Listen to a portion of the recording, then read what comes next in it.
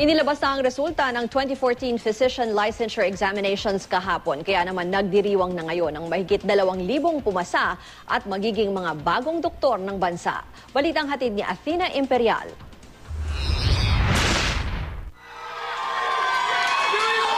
Inabutan ng GMA News na nagdiriwang ang mga med school graduate na ito.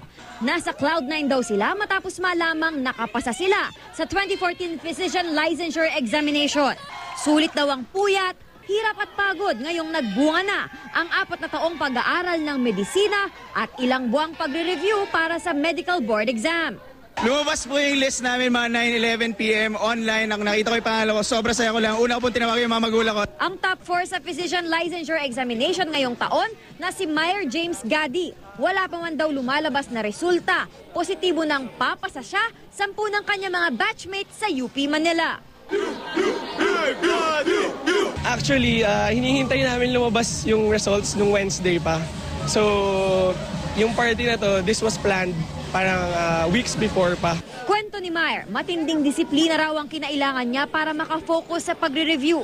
Bilang scholar ng bayan, pinag-aral ako ng taong bayan. So, kailangan magbigay talaga ng serbisyo. Ang girlfriend ni Meyer na batchmate niya sa med school, pasado rin.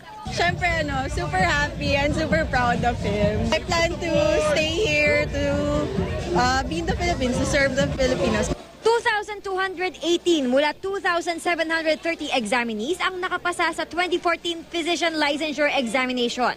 Ngayong taon, nanguna ang Cebu Institute of Medicine sa top performing schools na may 100% passing percentage. Pumapangalawa ang University of Santo Tomas at pangatlo ang University of the Philippines, Manila. Nagtay naman sa top 1 sina Raymond Martin Lee mula Cebu Institute of Medicine at si Eric Royd Talavera ng UST. Athena Imperial, GMA News.